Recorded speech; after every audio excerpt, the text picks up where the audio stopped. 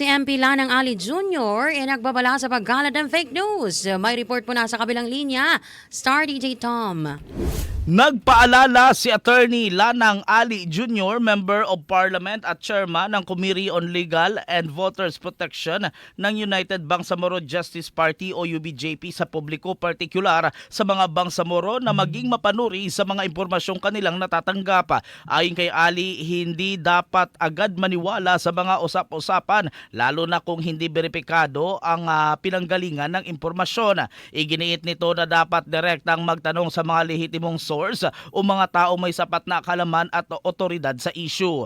Binigyang diin din ng opisyal na laganap ang fake news at mga peking accounts sa social media na nagdudulot ng kalituhan at pagpapalaganap ng maling impormasyon. Kaugnay nito ay pinaalala ni Ali sa mga na may itinalagang spokesperson ang Moro Islamic Liberation Front at UBJP na siyang otorisadong magsalita para sa kanilang hanay. Dagdag pa nito, maging ang mga abogado ng MILF at UBJP ay may otoridad ring magbigay ng pahayag lalo na sa mga usaping legal. Giit ni Ali, tanging ang mga otorisadong individual lamang ang dapat paniwalaan at hindi kung sino-sino lamang sa social media na nagpapakilalang nagsasalita para sa MILF at UBJP. Narito ang eksklusibong panayam ng Star FM Cotabato kay MP Attorney Lanang Ali Jr. Huwag tayong maniwala sa mga fake accounts, fake news. Nagpapalaganap ito ng kasinungalingan.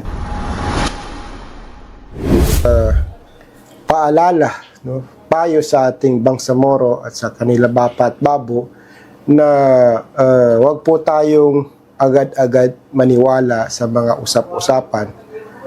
Magtanong po tayo sa yung tamang tao na nakakaalam sa information. Ibig sabihin yung tao na legit na alam yung information. No? Huwag tayong maniwala sa mga fake accounts, fake news dahil ito ay unang-una nakakasira, no? Tinatabunan nito ang katotohanan, nagpapalaganap ito ng kasinungalingan. Meron po tayong spokesperson. No? Kung ang issue ay tungkol sa UBJP at MILF, meron po tayong spokesperson at meron tayong mga legal na tao. No? Tulad ng sa UBJP, meron tayong Committee on Legal and Voters Protection. Ang inyong lingkod, ang chairman nito, doon po tayo magtanong kung ano ang latest update. Dahil unang-una ang spokesperson, ang mga abogado ng MILF UBJP ay authorized na magsalita para sa MILF UBJP. Wala pong ibang authorized na magsalita kundi po sila. Hindi po yung mga kahit sino dyan sa Facebook ang magsalita on behalf of the MILF UBJP. Doon lang po tayo sa authorized. Doon lang po tayo sa binigyan ng authority na magsalita doon sa MILF UBJP ang dapat nating paniwalaan.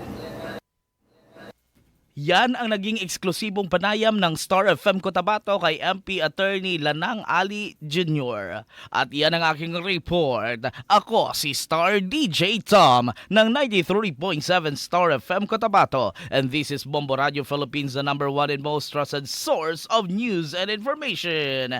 Basta Radio! Bombo!